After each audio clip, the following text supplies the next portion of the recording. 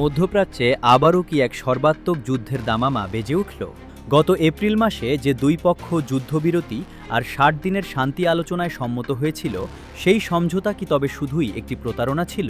মাত্র ৩ সপ্তাহ আগে সই হওয়া সমঝোতার শর্ত ভেঙে গত মঙ্গল ও বুধবার রাতে ইরানে ব্যাপক ও বর্বর হামলা চালিয়েছে মার্কিন সামরিক বাহিনী। হরমুজ প্রণালীতে বাণিজ্যিক জাহাজে তেহরানের হামলার মনগড়া অজুহাত তুলে ওয়াশিংটনের এই বড় ধরনের সামরিক পদক্ষেপ পুরো অঞ্চলের শান্তি প্রক্রিয়াকে এক গভীর অনিশ্চয়তার মুখে ঠেলে দিয়েছে। এই হামলার পরপরই তুরস্কের আঙ্কারায় ন্যাটো সম্মেলনে মার্কিন প্রেসিডেন্ট ডোনাল্ড ট্রাম্পের আসল রূপ আবারও প্রকাশ পেয়েছে। চরম ক্ষুব্ধ মেজাজে তিনি ঘোষণা করেছেন, ইরানের সঙ্গে হওয়া সমঝোতা স্মারক নাকি এখন শেষ। শুধু তাই নয়, চলমান শান্তি আলোচনাকে সময়ের অপচয় বলে উল্লেখ করে ইরানের নেতৃত্বকে অত্যন্ত আপত্তিকর ভাষায় আক্রমণ করেছেন ট্রাম্প। ট্রাম্পের এই যুদ্ধন্দেহী মনোভাবের কারণে বিশ্ব অর্থনীতিতে তাৎক্ষণিক ধাক্কা লেগেছে। বিশ্ববাজারে ব্রেন্ট ক্রুড অয়েলের দাম এক ধাক্কায় ৬% বেড়ে গেছে। বিপরীতে ইউরোপীয় শেয়ার বাজারে বড় পতন লক্ষ্য করা গেছে। সবচেয়ে নির্মম বিষয় হল, ইরান যখন তাদের প্রয়াত সর্বোচ্চ নেতা আয়াতুল্লাহ আলী খামেনির শেষ বিদায় ঘিরে রাষ্ট্রীয় শোক আর নানা আয়োজনে ব্যস্ত, ঠিক তখনই এই কাপুরুষোচিত হামলা চালালো যুক্তরাষ্ট্র। মার্কিন সেন্ট্রাল কমান্ড বা সেন্টকম জানিয়েছে, তারা ইরানের হরমুজ, বন্দর আব্বাস, চাবাহার ও বুশেহরের সামরিক ও বেসামরিক স্থাপনা লক্ষ্য করে ৬০টিরও বেশি হামলা চালিয়েছে। তেহরান ভিত্তিক বিশ্লেষকদের মতে, ইরান তাদের জলসীমায় মাইন অপসারণের কাজ করার সময় কিছু জাহাজ ভুল রুটে চলে গিয়েছিল।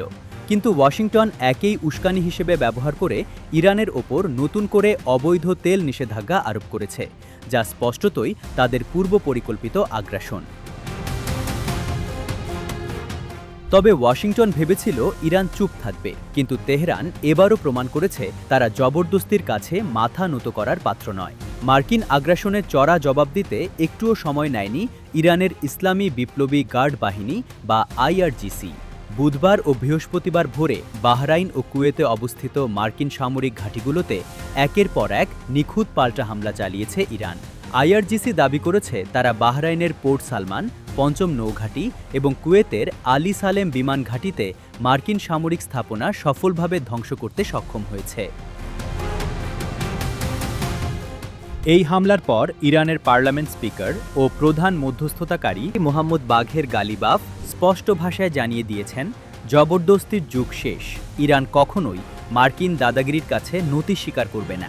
পররাষ্ট্রমন্ত্রী আব্বাস আরাকচিও বলেছেন, মার্কিন এই হামলা শান্তি চুক্তির মৌলিক উপাদানগুলোকেই ধ্বংস করে দিয়েছে। বিশ্লেষকরা মনে করছেন, যুক্তরাষ্ট্র যতই নিষেধাজ্ঞা আর হামলার ভয় দেখাক না কেন, হরমুজ প্রণালীর মতো কৌশলগত অঞ্চলের নিয়ন্ত্রণ ধরে রেখে ইরান বুঝিয়ে দিয়েছে, মধ্যপ্রাচ্যে সাম্রাজ্যবাদী শক্তির দিন ফুরিয়ে এসেছে। এখন দেখার বিষয়, ওয়াশিংটন তাদের ভুল বুঝতে পেরে উত্তেজনা কমায় নাকি অঞ্চলটিকে এক মহাযুদ্ধের দিকে ঠেলে দেয়।